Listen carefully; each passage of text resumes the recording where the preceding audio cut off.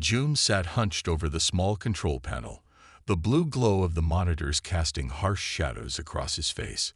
312 days since the invasion began. 184 days since he'd spoken to another human being. His bunker wasn't much. A repurposed military storage facility he bought through connections from his engineering days. But it had kept him alive when the Taiyang ships darkened the skies. Food for 3 years, water recycling, independent power, and most importantly, a security system that had so far prevented detection. The alarm's soft ping made him freeze. Motion at the southeast corner. The black and white feed showed a small figure slumped against the outer door. Not the typical Taiyang patrol armor. Then came the voice through the external mic, barely audible. "Please, save me." June's heart hammered against his ribs. His hand moved to the side drawer where he kept his pistol. In nearly 6 months of isolation, nothing had triggered the outer sensors except for animals and the occasional Taiyang patrol passing in the distance. Never this, never someone at his door. He switched camera views, checking all angles around the bunker entrance. No signs of an ambush or patrol nearby. Just this lone figure, small and hunched, nothing like the towering Taiyang soldiers who now ruled Earth's surface. Could be a trap, he muttered to himself, a habit formed from months of silence. The Taiyang were clever. Perhaps they had finally found ways to use humans as bait. The figure moved slightly, revealing what looked like a dark liquid pooling beneath them. Blood? June zoomed in. The quality of the night vision camera wasn't great, but there was definitely something wrong with the visitor. They seemed injured. "Please," the voice came again, weaker this time. "Dying." June ran a hand through his unwashed hair. The smart choice was clear. Ignore the plea, stay hidden, stay alive. That had been his plan from the beginning. Wait out the invasion in his bunker until what? Until the aliens left. Until other humans organized a successful resistance. Those hopes had dimmed with each passing month. He checked the external sensors again. Air quality normal. No unusual radiation or chemical signatures. The bunker entrance had a decontamination chamber that doubled as a holding cell. He could bring the stranger in without exposing himself to immediate danger. June made his decision. He secured his pistol in his waistband and grabbed the first aid kit from the wall. Then he activated the entry protocol. "I'm opening the outer door," he said into the microphone. "If you can move, crawl inside. I'll help you from there." He watched on the monitor as the heavy metal door slid open with a hydraulic hiss. The small figure stirred, looking up at the light spilling from the entrance. June's breath caught in his throat. It wasn't human. The face that looked into the camera was unmistakably Taiyang. Grayish-blue skin, large almond-shaped eyes, a small flat nose. But unlike the warriors who had led the invasion, this one was smaller with finer features. And it was definitely injured. Dark blue liquid, Taiyang blood, covered one side of its body. June's finger hovered over the emergency lock button. He should close the door. He should protect himself. This wasn't a human needing help. This was one of them. But the Taiyang was dragging itself toward the door with obvious effort, leaving a trail of blue blood behind. It looked directly into the camera, eyes wide with fear or pain or both. "Please," it said again in accented but understandable Korean. "They will kill me too." Too. The word hung in the air. This alien understood what its kind had done to humanity. Against all logic, June let the door remain open. He watched as the alien crawled into the decontamination chamber, collapsing once inside. He sealed the outer door and activated the scanner. The readout showed no weapons, no tracking devices, nothing but a badly wounded Taiyang. Female, according to the biological readings, though June knew little about their anatomy. The wound appeared to be from an energy weapon, the same kind the Taiyang used. "Who shot you?" June asked through the intercom, keeping his voice steady. The alien looked up at the speaker. "My own people," she replied weakly. "I am." traitor to them. June's mind raced. A Taiyang fighting against her own kind. It seemed impossible. From everything he had witnessed during the invasion, they operated with a hive-like unity of purpose. "Why should I trust you?" he asked. The alien fumbled with something at her wrist. A small projection appeared. Holographic data in the strange flowing script of the Taiyang. Information. Military bases. Ship locations. She winced in pain. "I bring truth." June stared at the projection. He couldn't read it, but the layouts were clearly maps, coordinates, something of military value. If genuine, this information could be priceless to any human resistance that might still exist. If genuine, that was the question. The alien's eyes were closing, her breathing becoming shallow. The medical scanner showed dropping life signs. If he was going to help her, it needed to be now. June closed his eyes for a moment. 312 days ago, he had been an engineer with a good job, a small apartment in Seoul, and plans for the weekend. Then the ships appeared, and everything changed. He had escaped to his bunker as the world fell apart, as cities burned and militaries crumbled. He had survived by hiding, by being cautious, by trusting no one. And now he was about to risk everything for an alien. He opened the inner door. The decontamination spray activated automatically, covering them both in a fine mist that neutralized potential contaminants. The alien barely seemed to notice, her eyes unfocused. June approached cautiously, pistol in one hand, first aid kit in the other. Up close, she looked even smaller. Young, perhaps, though he had no way to gauge Taiyang age. Her uniform was different from the military gear he had seen on the invaders, simpler, with strange symbols on the collar. "I'm going to help you," he said, setting down the first aid kit. "Don't try anything." The alien's large eyes focused on him for a moment. "Thank you," she whispered. Then she lost consciousness. June worked quickly, cutting away the fabric around her wound. The Taiyang physiology was different, but not incomprehensibly so. The energy weapon had burned through her side, leaving charred tissue that oozed blue blood. He cleaned and bandaged as best he could, using the human medical supplies he had stockpiled. When he finished, he carefully lifted her. She was surprisingly light, and carried her to the small medical cot in the corner of his main living area. Her breathing had steadied, but she remained unconscious. June secured her wrist to the bed frame with a plastic tie. Not tight enough to hurt, but enough to give him warning if she tried to move. Then he pulled up a chair and waited, pistol on his lap. As the hours passed, he watched her breathe and tried to make sense of the situation. A Taiyang deserter or rebel. Information about their military positions, the possibility that not all of them supported the invasion. For the first time, in 184 days, June was not alone. For the first time, in 312 days, he felt something like hope. Outside, the sun would be rising on another day of alien occupation. But in the bunker, something had changed. Whatever happened next, June knew his carefully planned isolation was over. He had made a choice that could not be unmade. The alien stirred slightly, murmuring something in her own language. June leaned forward, watching her face.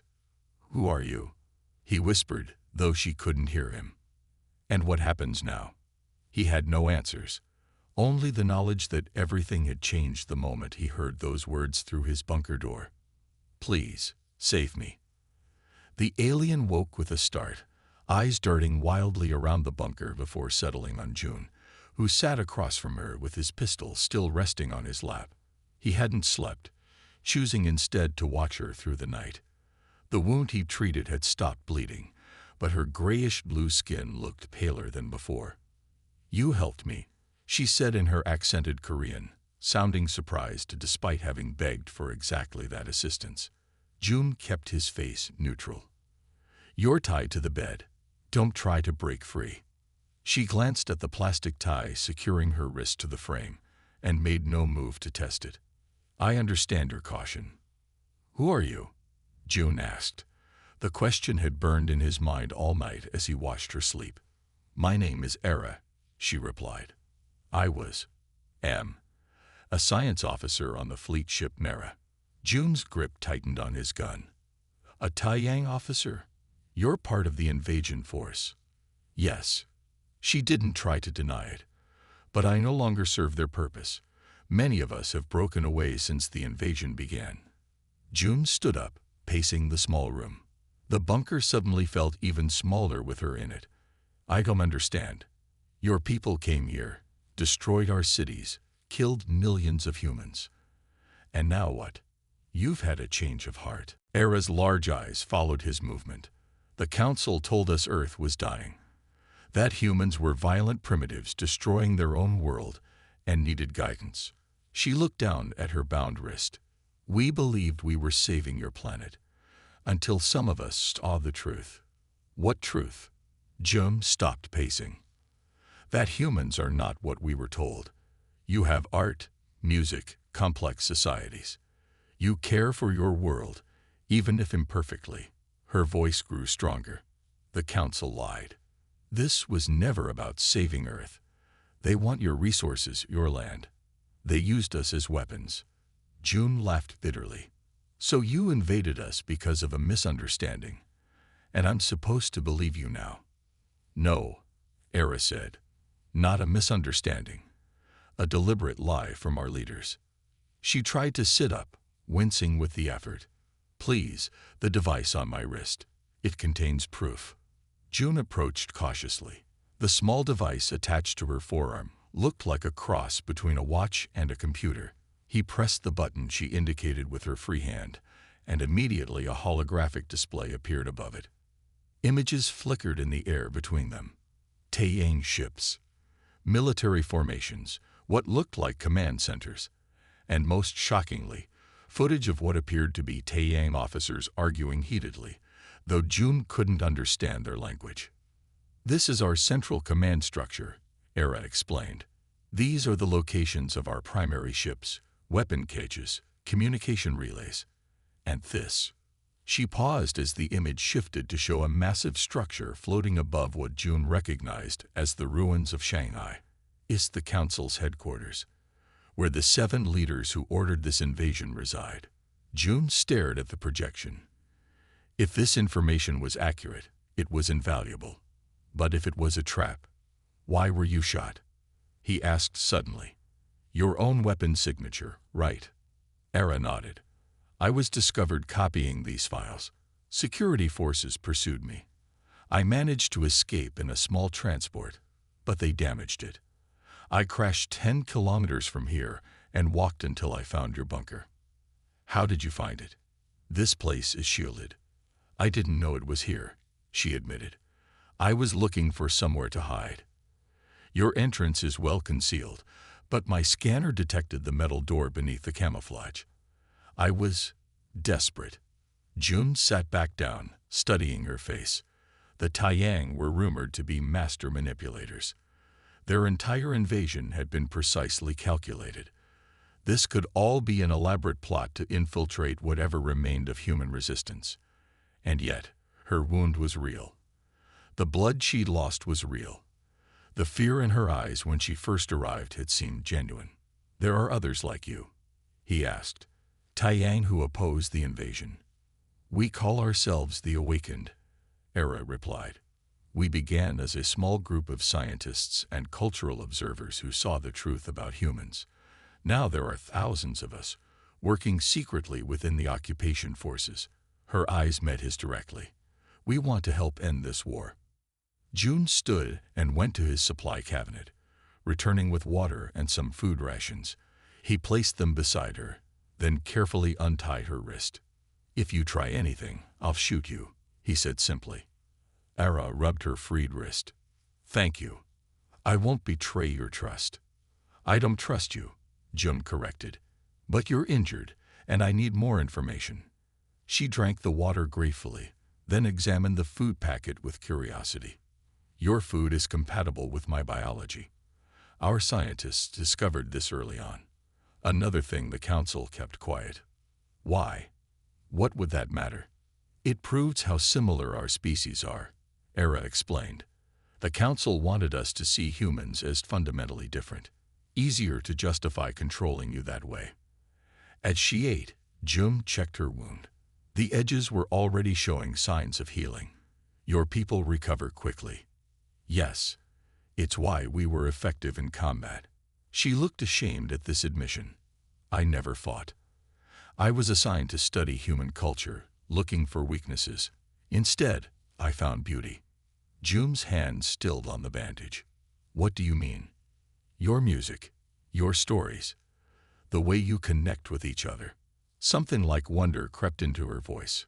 We have technology you don't, but you have. Feeling we've forgotten. Many of us were moved by what we discovered. Not enough to stop the killing, June said flatly. No, Era agreed, her voice quiet. Not soon enough. Not nearly enough. An uncomfortable silence fell between them. June finished changing her bandage, then moved away to check his security monitors. All clear outside. For now. What were you before? Era asked suddenly. Before we came. June didn't turn around. An engineer. I designed water systems. And how did you survive when so many didn't? I was paranoid, he answered honestly. Everyone thought I was crazy, building this place, stockpiling supplies, planning for disaster. His hands clenched on the edge of the console. Then the ships came, and I ran. I hid, while others fought and died. You survived, Era said. Now you can do more. June turned to face her. What exactly do you think I can do? I'm one man in a hole in the ground. You can help me get this information to the human resistance. Together with the Awakened, we can coordinate strikes against the Council's key positions. She held up her wrist device. This data could change everything. What makes you think there's still organized human resistance? Because we haven't been able to completely defeat you, Era said, a hint of admiration in her voice. Humans keep fighting back, even against impossible odds. There are reports of guerrilla attacks, communication disruptions, sabotage. Small but growing. June had heard nothing from the outside world for months. His radio picked up only static, occasional Taiyang transmissions he couldn't understand. The idea that humans were still fighting, organizing, resisting. It seemed like a fantasy. I've been hiding for nearly a year, he said. I don't know how to find any resistance groups, even if they exist. But you know this land, Era countered. You understand human networks, places people might gather safely. Together we could find them. Together. June laughed humorlessly. You think any humans who see you won't shoot on sight? Era touched her wounded side. Some already have. I accept that risk. June studied her. This alien who spoke of alliance and resistance, who carried secrets and scars from her own people, who had collapsed at his door begging for help. Either the most elaborate trap ever set, or something much more remarkable, a potential ally from the stars. I need to think, he finally said. Rest, regain your strength. We'll talk more later. As June turned back to his monitors, he caught his reflection in the dark screen. Haggard, tired, changed by months of isolation. Behind him, Era settled back on the cot, her large eyes watching him curiously. The bunker had kept him safe, but safety, he was beginning to realize, wasn't enough anymore. Not if there was even a small chance to fight back. Not if humans were still out there, resisting. Not if this strange alien with her talk of awakening was telling the truth. Your literature, beautiful, Era said, holding up June's worn copy of poetry. 2 weeks had passed, and her command of Korean improved daily. Tell me again about the resistance, June said, checking her wound dressing. Many Taiyang never wanted war. Council showed us images, humans destroying nature, killing each other. Said Earth needed salvation. Her eyes lowered. When I saw human children hiding, families protecting each other, same as us, I joined those who see truth. Their planning session was interrupted by the proximity alarm. 3 Taiyang scout ships, heading toward the bunker. They found me, Era whispered. June rushed to the control panel, fingers flying across the keyboard as he pulled up exterior camera feeds. The ships were still high in the air, but they were moving in a search pattern directly above his location. "How?" Joan demanded, turning back to Era. "You said they couldn't track you." "I removed my beacon," she insisted, touching the scar on her neck. "But the ship I crashed in. They must have found it and tracked my path from there." June checked the radar. The ships were circling lower now, their sleek silver hulls catching the afternoon sunlight.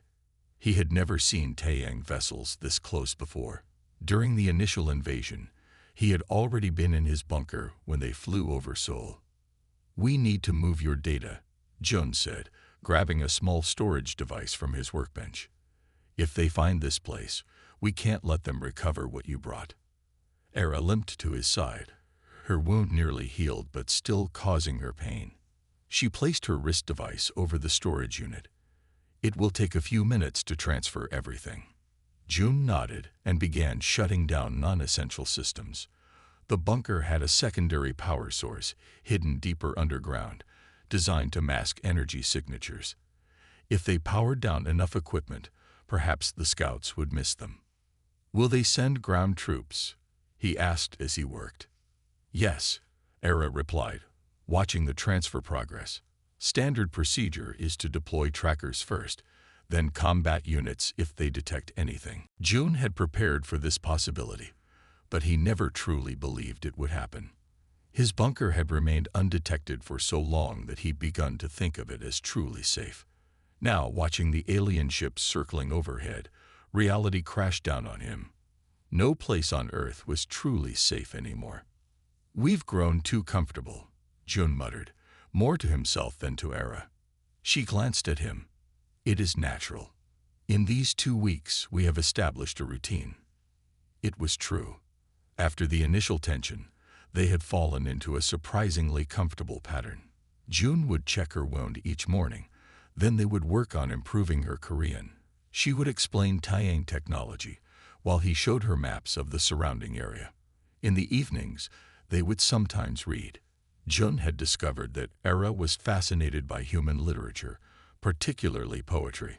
"Transfer complete," Era announced, disconnecting her device. She handed the storage unit to Jun, who quickly tucked it into a hidden pocket in his jacket. "We have emergency supplies packed," he said, pointing to 2 bags he kept ready by the exit tunnel. "If they find us, we run." Era nodded, but her expression was troubled. "June, I need to tell you something about the Awakened." The radar beeped again. One of the ships was landing, less than a kilometer away. "Make it quick," Jun said, still monitoring the screens. "We are not just a resistance movement," Era explained. "Some of us have abilities the Council fears. It's why they particularly want to capture me." June turned to her, surprised. "What abilities?" "Some Taiyang can connect with technology in ways others cannot. We call it flowing. I can interface directly with systems, sometimes control them without physical contact." She looked down at her hands. "It made me valuable as a science officer. Now it makes me dangerous to them." "You never mentioned this before," Jun said, suspicion creeping back into his voice. "I was afraid it would make you trust me less," Era admitted. "Humans fear what they don't understand. But now you need to know. It might help us escape."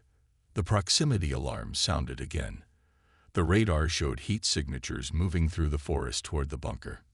Ground troops, just as Era had predicted. "How close do they need to get before they can detect us?" June asked. "With our power lowered, maybe 100 meters, Era answered. "Less if they have enhanced scanners." June checked the external cameras again. The forest looked peaceful, but he knew the Taiyang soldiers were moving through it, searching. His bunker entrance was well disguised, built into the side of a small hill and covered with natural materials. But up close, a thorough search would find it. "We need a distraction," he decided. "Something to draw them away." Era's large eyes narrowed in concentration. "The emergency beacon in my crashed ship. If I can reactivate it remotely, It might pull them in that direction. You can do that. From here, I can try. She closed her eyes, her face taking on an intense focus. I need to concentrate. June watched, skeptical yet hopeful, as Era extended her hands, fingers slightly trembling. Nothing seemed to happen for several long moments. Then the radar beeped. The troops were changing direction, moving away from the bunker. It worked, June breathed, looking at the screen. They're heading toward your crash site. Era opened her eyes, looking tired but pleased. I managed to trigger the backup power system. It won't last long. Long enough for us to move, June said decisively. We can't stay here now that they've searched this area. They'll be back with more thorough equipment. He moved quickly around the bunker, gathering essential supplies and adding them to the emergency bags. Maps, ammunition, medical supplies, food concentrates. Era followed him, still moving with a slight limp, helping where she could. Where will we go? She asked. June pulled out an old paper map of the region. There are caves in these mountains, he said, pointing to an area about 30 kilometers east. They're deep, with multiple exits. Good place to hide while we figure out our next move. The journey will be dangerous, Era commented. Open ground, Taiyang patrols. We'll move at night, Jun replied. And we have an advantage now. What advantage? You. Jun looked at her directly. If you can sense their technology, maybe redirect it like you just did, we might have a chance. Something like surprise flickered across Era's alien features. You're trusting me with our safety. Jun returned to his packing. I'm making a tactical decision based on available resources. Your ability is a resource. But they both knew it was more than that. In 2 weeks, something had shifted between them. Not just the sharing of information or the planning of escape routes, something more fundamental. They had begun to see each other as individuals, not just representatives of their species. When June had caught Ara reading his poetry collection for the first time, she had been embarrassed, quickly putting the book down. But he had encouraged her, even reading some passages aloud to help her understand. She had listened with such intensity, such appreciation, that it reminded him why he had loved those poems himself. They speak of connection, she had said, of seeing beauty in small moments. Taiyang have art, but not like this. Not so, feeling. Now, as they prepared to leave the safety of the bunker, Jun wondered if that shared appreciation for human expression had been the turning point, the moment when alien became ally. The scouts are still at the crash site, Jun noted, checking the radar one last time. But they won't stay distracted for long. We need to move while it's still daylight, get as far as possible before dark. Ara nodded, shouldering one of the packs. She winced slightly as the weight pressed against her healing wound. I can carry both, Jun offered. No, she said firmly. Equal partnership, equal burden. Jun almost smiled at that. Instead, he entered the code to open the hidden exit tunnel, a narrow passage that led to an opening nearly half a kilometer from the main bunker entrance. If they were lucky, the Taiyang search party wouldn't think to look there. As the door slid open, revealing the dark tunnel beyond, Jun felt a strange mixture of fear and anticipation. He had survived for nearly a year by hiding, by isolating himself from the world above. Now he was voluntarily leaving that safety behind. Are you ready? He asked Ara. She looked at him, her large eyes reflecting the dim emergency lights. 2 weeks ago, I came to your door dying. You saved me when you had every reason not to. She straightened her shoulders. Now we save each other. Jun nodded and stepped into the tunnel. Ara closed behind him. The door sealed shut automatically, plunging them into darkness until Jun switched on his flashlight. Behind them, the bunker began its automated shutdown sequence, erasing data and disguising its existence. Ahead lay uncertainty, danger, and possibly death, but also purpose. For the first time since the invasion, Jun was doing more than just surviving. He was fighting back, and strangest of all, his ally in this fight was one of the very beings he had hidden from for so long. An unlikely alliance indeed. The mountain tunnel echoed with their footsteps as June led the way with his flashlight. Behind them, the bunker, his home for nearly a year, was now compromised. "How do they track you?" June asked, helping Era over a fallen beam. "All Taiyang have beacon," she explained, pointing to the scar on her neck. "I removed mine, but they have other ways." A patrol's lights swept across the tunnel entrance ahead. June pulled Era into a crevice, their bodies pressed together in the narrow space. He could feel her heart racing against his chest. Not so alien after all. When the searcher approached their hiding spot, June didn't hesitate. For the first time since the invasion, he fought not just to survive, but to protect. The Taiyang soldier never saw June coming. One moment the alien was scanning the tunnel with a handheld device. The next June's arm was around its throat, cutting off the strange double pulse that marked the Taiyang circulatory system. The soldier struggled briefly before going limp. "Did you kill him?" Era whispered as June dragged the unconscious form back into their hiding spot. "No, just unconscious," June answered, already stripping the soldier of its weapon and communication device. "But we don't have much time. Where's his partner?" Taiyang always traveled in pairs, at minimum. It was one of the few tactical details June had observed during the early days of the invasion, before he sealed himself away. Era closed her eyes, concentrating. Outside, 200 meters south, waiting for report. June examined the weapon he'd taken, sleek, lightweight, with no obvious trigger mechanism. "How does this work?" "Biometric," Era replied. "Won't function for you." She hesitated. "But I could make it work." June looked at her sharply. "You said your abilities were about connecting to technology." "Yes, this is technology." She held out her hand. "Trust me, June." After a moment's hesitation, he handed her the weapon. Her slender fingers wrapped around it, and the previously dark surface came alive with soft blue lights. "Stay here," she instructed, moving toward the tunnel entrance. "Era, wait." June started to protest, but she was already slipping outside. He followed cautiously, staying in the shadows of the tunnel mouth. The forest beyond was growing dark as evening approached, the trees casting long shadows across the uneven ground. At first, he couldn't see Era at all. Then he spotted her, moving almost silently between the trees, the stolen weapon held close to her body. The second Taiyang soldier was easy to locate, standing in a small clearing, periodically speaking into a communication device, probably trying to reach its partner. June held his breath as Era crept closer. If the soldier spotted her, it would all be over. But she moved with surprising stealth, using the trees for cover until she was just meters away. When she fired the weapon, it made almost no sound, just a soft pulse of energy that dropped the Taiyang instantly. June rushed forward to join her. "Non-lethal setting," Era explained before he could ask. "They'll be unconscious for about an hour." "We need to be far away by then," June said, checking the fallen soldier for additional equipment. He found another scanner and a small pack containing what looked like field rations. "Can you use their communication system to buy us more time?" Era nodded, taking the communication device. Her fingers danced over its surface.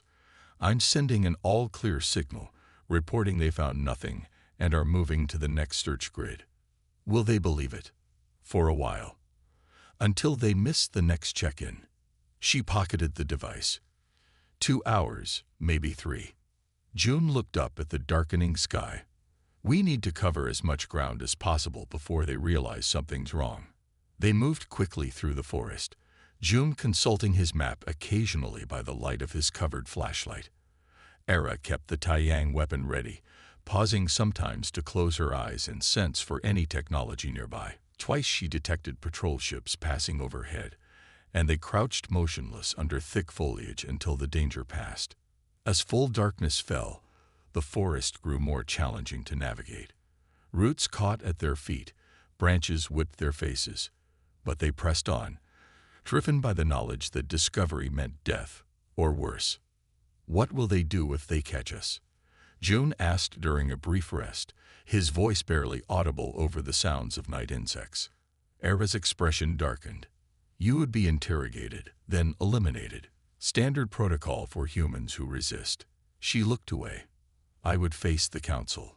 Public trial for treason. They would extract everything I know about the awakened movement before execution. Public trial. I thought your people were united in this invasion. The council maintains illusion of unity. My trial would serve as warning to others who might question. She met his eyes in the darkness. Many already questioned June. More than the council knows. They continued their journey as the night deepened. The terrain grew steeper, rockier, as they approached the mountain range that held their destination. June's muscles ached from the sustained pace and the weight of his pack, but he pushed through the pain. Beside him, Era showed no signs of fatigue despite her recent injury. Your wound, he said as they paused at a stream to refill their water containers. How is it? Healing well, she replied. Our bodies recover quickly. Useful trait for a species that keeps invading other planets, June remarked, unable to keep the bitterness from his voice. Era was quiet for a moment. Earth is not our first conquest, she finally admitted. But it could be our last. The awakened movement grows stronger with each world we take. More of us see the truth of what we're doing. How many worlds? June asked, shocked. 3 before Earth, all with sentient life. She looked up at the star-filled sky. The council claims we bring advancement, protection. In reality, we bring subjugation. The weight of this revelation settled heavily on June. The Taiyang weren't just invaders, they were galactic conquerors with a history of domination. Earth was simply the latest in a series of victims. Why help us then? He asked. Why risk everything? Era's large eyes reflected the starlight. Because each time, I watched my people become less than what we were. More cruel, more closed. This cycle of conquest, it destroys the conqueror too, June. Just more slowly.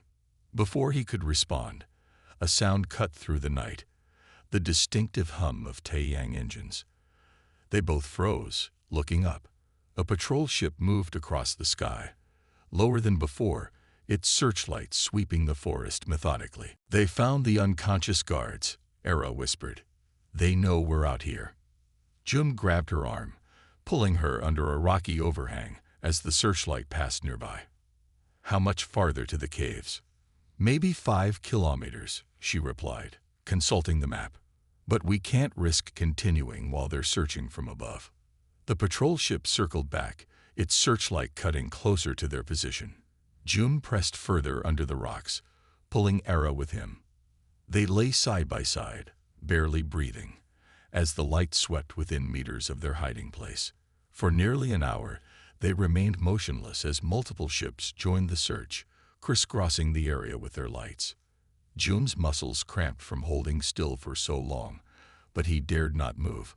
Beside him, Era's eyes remained closed, her face tense with concentration. What are you doing?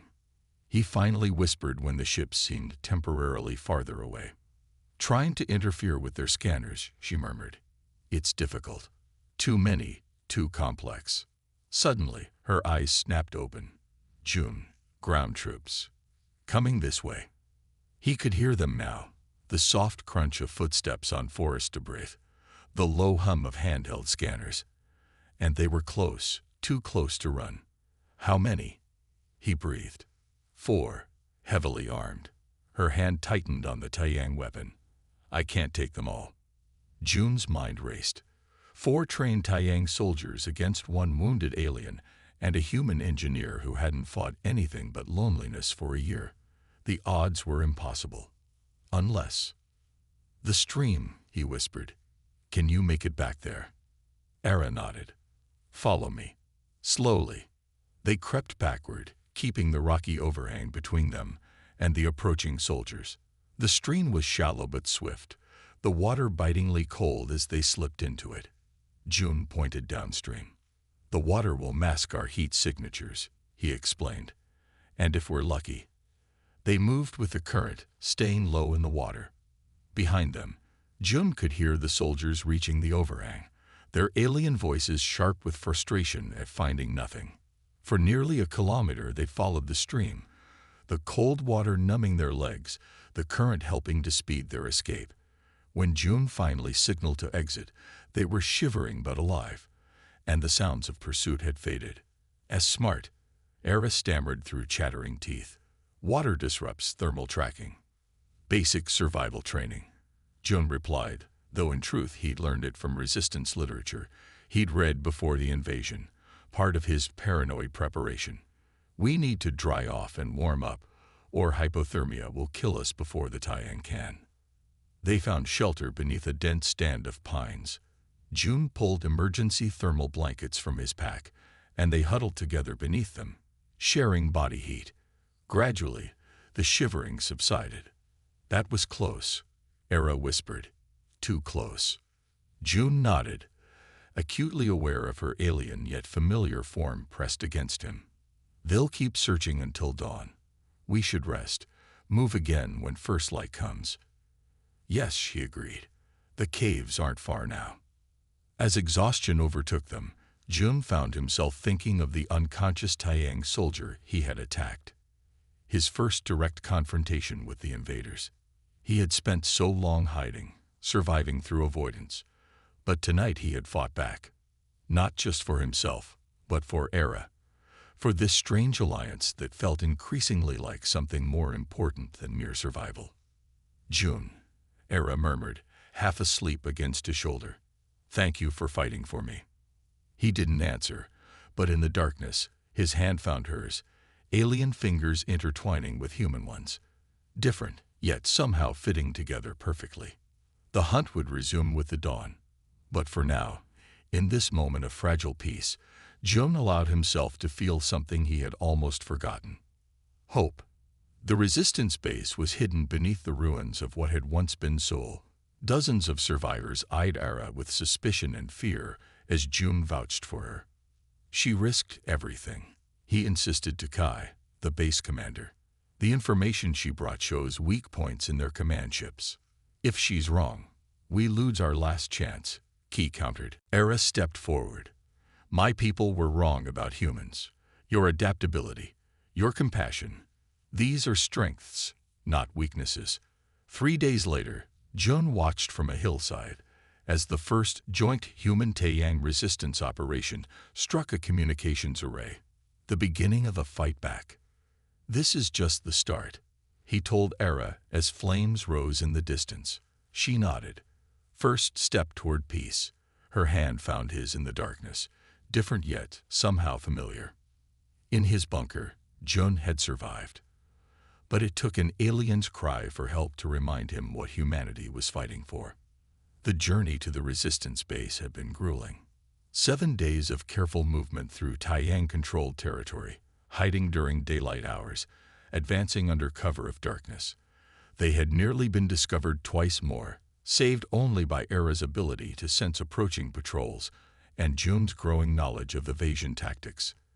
The cave system had provided temporary shelter, but Jun knew they needed to find other survivors. The information Era carried was too valuable to keep hidden. There were rumors, he had told her as they huddled around a small heating unit in the deepest part of the caves, before I isolated myself, about resistance groups forming in the cities. I never tried to find them. "Why not?" Era had asked. Jun's face had darkened with shame. "I was focused on my own survival. I didn't want to risk it." Now, standing at the entrance to what remained of Seoul's vast subway system, Jun felt that shame resurface. The city above was largely destroyed, the familiar skyline reduced to twisted metal and crumbling concrete. Yet here, beneath the ruins, humanity had endured. The resistance fighters who found them had been ready to kill Era on sight. Only Jun's desperate explanations had stayed their hands long enough to bring them to this central chamber, where Kai waited. Kai was older than Jun, perhaps in his 50s, with silver-streaked hair and the bearing of someone used to command. The scar running down the left side of his face suggested he had been fighting since the early days of the invasion. "You bring an alien to our doorstep," Key said, his voice carrying through the large underground space, where at least 100 people had gathered to witness this unusual event. "Give me one reason why we shouldn't consider this a trap." June stepped forward. "Because if the Taiyang wanted to find you, they wouldn't need tricks. They would have followed our heat signatures or tracked our movements." He gestured to Era. "She removed her tracking beacon. She stole classified information. She's been shot by her own people, and she saved my life multiple times during our journey here." Key's eyes narrowed. "Pretty words. But trusting the enemy has cost us before." "I am not your enemy," Era said, her voice calm despite the weapons aimed at her from all sides. "Not all Taiyang support this invasion. Many of us want to stop the Council." "The Council?" Key asked. "Our ruling body. 7 leaders who ordered Earth's conquest." Era held up her wrist device. "I have their locations, their security protocols, the weaknesses in their defense systems, everything you need to strike at the heart of our command." A murmur ran through the gathered humans. Key silenced them with a raised hand. "Information can be falsified. This could be meant to lure us into a trap." "Test it," Jun suggested. "Use a small part of the data for a limited operation. If it proves accurate, you can trust the rest." Key considered this, then nodded to one of his lieutenants. "Park, bring the strategic team." The next few hours were tense. Era transferred portions of her data to the Resistance's systems, carefully explaining the layout of a nearby Taiyang communication relay. The human strategists questioned her relentlessly, looking for inconsistencies. June remained by her side, occasionally adding details of their journey when relevant. Finally, Key called for quiet. "The information appears genuine," he announced. "But trust is earned, not given. We will test this data with a small operation. If successful, we will consider a larger strike." He pointed at Era. "You will remain under guard. If this is a trap, you will not survive to see its success." Era nodded solemnly. "I understand." As the crowd dispersed, Jun was separated from Era. 2 armed guards escorted her to a small chamber that would serve as both protection and prison. Before they took her away, she looked back at Jun, her large eyes conveying both fear and determination. "They will see the truth," Jun told her, "just as I did." The planning took 3 days. Key's strategic team, now including Jun with his engineering background, developed an operation to disable the communication relay Era had identified. If successful, it would disrupt Taiyang coordination in this sector for several hours, enough time to prove the value of Era's information without risking too much. On the 3rd evening, Key summoned both Jun and Era to the command center. "We move tonight," he announced. "A small team will target the relay using the access points and security vulnerabilities you identified." He looked directly at Era. "You claim there are other Taiyang who oppose the invasion. Will they be at this facility?" "Possible," Era replied.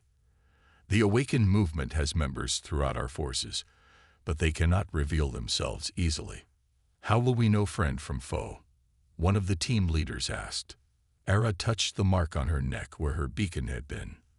"Those who truly oppose the Council will have removed or disabled their trackers. It leaves a distinctive scar." She hesitated. "And I can provide a recognition phrase in our language. If there are Awakened present, they will respond correctly." Key nodded. "You're both going with the strike team. Your knowledge may be needed on site." Jun felt a surge of both fear and anticipation. After nearly a year of hiding, he was about to actively fight against the alien occupation, and he would do it alongside Era, whose arrival at his bunker had changed everything. The operation began at midnight. 20 resistance fighters, plus Jun and Era, moved through the abandoned subway tunnels that stretched beneath the city. They emerged 3 kilometers from the target, then proceeded on foot, using the ruins for cover. The Taiyang communication relay was housed in what had once been a university research building. Now it bristled with alien technology, its distinctive architecture almost completely obscured by the additions. June watched as Era closed her eyes, focusing on the facility before them. 8 Taiyang inside, she whispered. Standard security protocols active. No changes from the data I provided. Qi nodded to his team. Proceed as planned. What followed was unlike anything Jun had experienced before. The resistance fighters moved with practiced efficiency, using Era's information to bypass security systems and enter the facility through a maintenance access point. Inside, Era guided them through corridors filled with humming alien technology, avoiding patrols with uncanny precision. When they encountered the first Taiyang guard, Era stepped forward before anyone could fire, speaking rapidly in her native language. The guard hesitated, then responded with what seemed to be a question. Era showed him the scar on her neck. After a tense moment, the guard lowered his weapon and touched his own neck, revealing an identical scar. He is awakened, Era explained to the stunned humans. He will help us. With the guard's assistance, they reached the central control room without raising an alarm. There, 2 more Taiyang joined their cause while 3 others were quickly subdued. Within 20 minutes, the entire relay was under their control. Set the charges, Qi ordered. We destroy it completely. Wait, Era interjected. We can do more than destroy it. We can use it. Her fingers danced across the control panels as she explained. This relay connects to the Council's primary communication network. If I reconfigure it before destruction, I can send a burst transmission to all Taiyang frequencies, a message from the awakened to our people, along with proof of the Council's lies. Kai looked skeptical. What kind of proof? Images of your resistance. Humans working together, rebuilding, showing intelligence and cooperation the Council claimed you didn't possess. She looked at Jun. Show them you are not what the Council said you were. After a brief debate, Qi agreed. The human resistance fighters stood together while one of them recorded a brief message of defiance and hope. Era translated it into the Taiyang language, then added her own appeal to her people. This will reach all Taiyang on Earth, June asked as she prepared the transmission. And the ship's in orbit, Era confirmed. It won't convert everyone, but it will plant seeds of doubt. More will question. More will join us. The message sent, they set the explosives and retreated to a safe distance. The detonation lit up the night sky, the communication relay collapsing in flames and sparks. 3 days later, Jun stood on a hillside overlooking the city with Era beside him. In the distance, another explosion marked the successful strike against a Taiyang weapon depot. The second operation using Era's information, this one larger and more ambitious. Reports were coming in from other resistance cells across the region. The message they had sent had reached other awakened Taiyang, who were now making contact with human fighters. Small victories were being reported for the first time since the invasion began. This is just the start, Jun told Era as flames rose in the distance. She nodded. First step toward peace. Her hand found his in the darkness, different yet somehow familiar. Jun thought back to his bunker, to the moment when he heard that voice through his external microphone. He had opened the door expecting to find a human survivor. Instead, he found something unexpected, an ally from among the invaders themselves. In his bunker, Jun had survived. But it took an alien's cry for help to remind him what humanity was fighting for. Not just survival, but connection. Not just resistance, but hope for something better. As they watched the distant flames together, Jun realized that the war was far from over. The Council's power remained vast, their control over Earth still firm in most regions. But something had changed. A seed had been planted.